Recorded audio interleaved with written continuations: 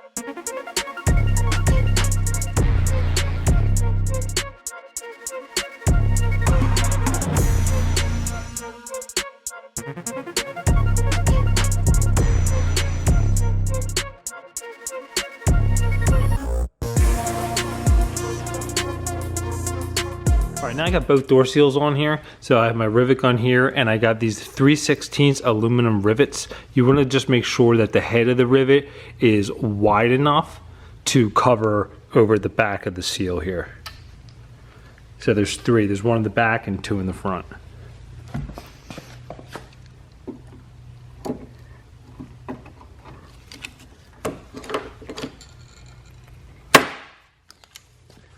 And just zoom in there, and that one's done.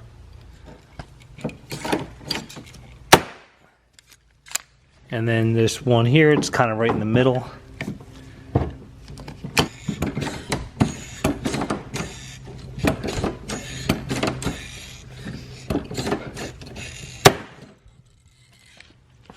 All right, on to the other side.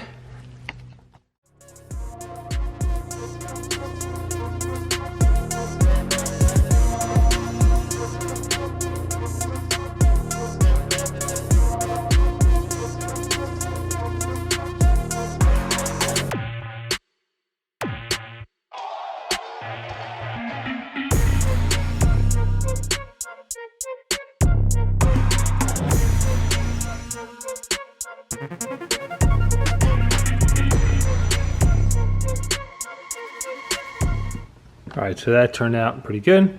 Relatively easy to do. And that's what it looks like on the outside. Okay, now that I got that done, I'm gonna move kind of from the outside of the door towards the inside of the door. So the next step for me is to put the side mirrors on. So what I ended up doing, since I did just paint the car, I ended up cutting and buffing just right around the section of the mirror, because I feel like it would be kind of hard to get to with the buffer with the mirror on the car. So I just kind of polished a section on each side, and now I'm going to put the mirrors on, and then we'll go to the door seals and then the panels and stuff. But I just wanted to show you a real quick view, if you can kind of see what this is going to look like once it's polished. It's kind of hard to tell, but it's actually looking really good. All right, so I already have the gasket around the mirror here, so I'm gonna fish the wire through here, hang this on here with the nuts, and then fish this through to where it's supposed to be.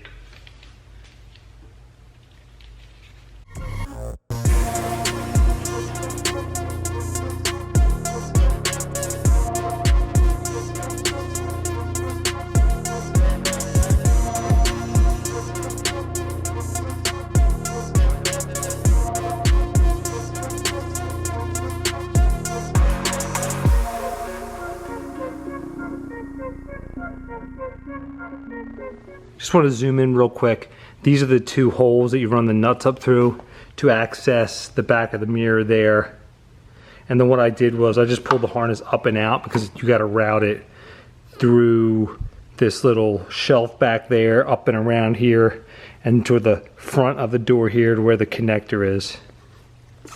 All right, so I did hook up the harness. I ran it behind this plastic piece here like it does normally, and it goes up here and then around. There's a wire harness here, and then there was a clip that clipped into the back of this, the back side of it. So I didn't have that anymore. It broke when I took it off. So I plugged these in. So I took out just a zip tie and I kind of bent it. I went in there, put my hand behind it, and fished it through. So that's going to hold that in place and out of the actual glass as it goes up and down.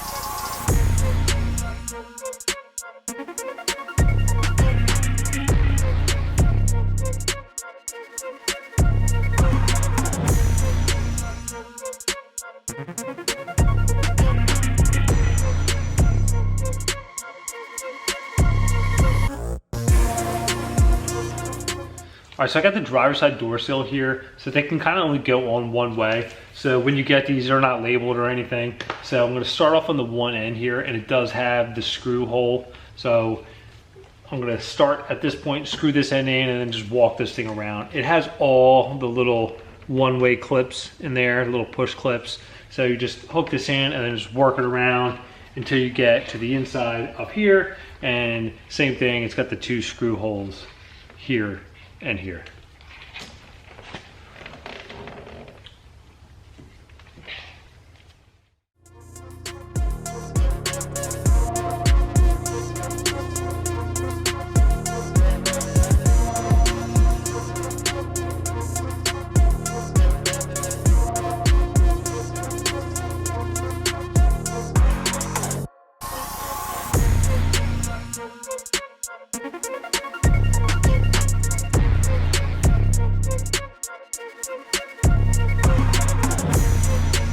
All right, so I got it installed. It fits pretty good. Everything went in as it should.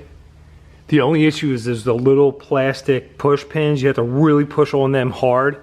I was actually using like a hammer and just kind of smacking on the rubber just to seat them properly because there was still a little bit of a gap. But other than that, you can just really push hard. You're gonna have to use something like a soft piece of wood to push on it to get them seated properly. But besides that, it lined up well.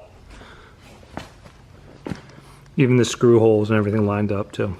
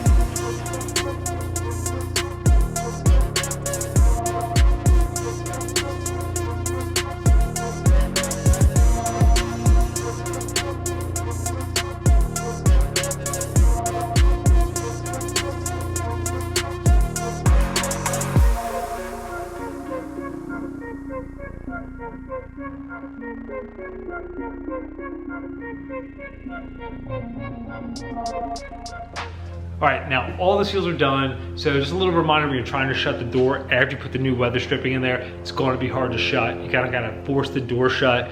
It'll be fine after it sits for a little bit once everything settles. Kind of the same issue with the hatch and the roof, trying to put those on there.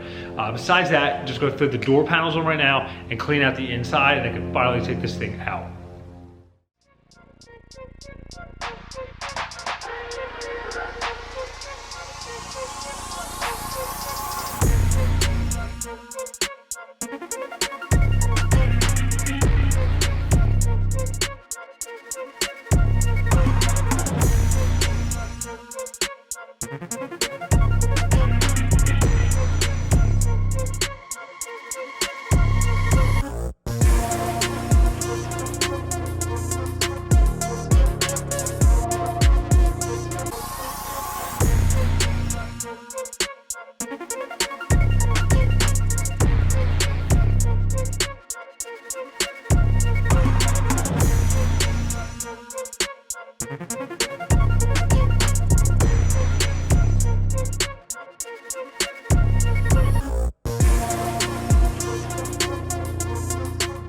So just a little helpful thing to remember is that these little lock slides here, these pop off of the rod.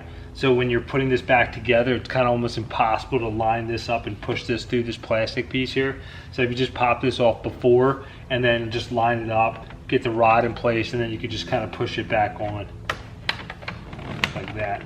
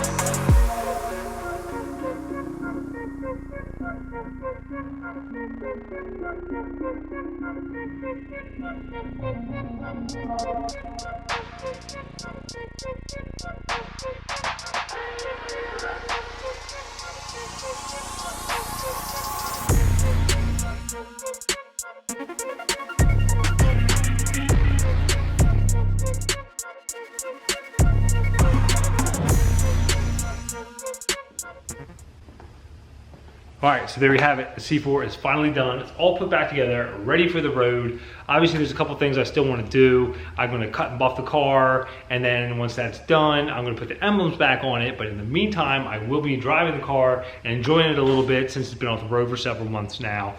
But besides that, it looks great. It turned out really nice. I'm really happy with it. So if you enjoyed the video, hit that like button. Thanks for watching.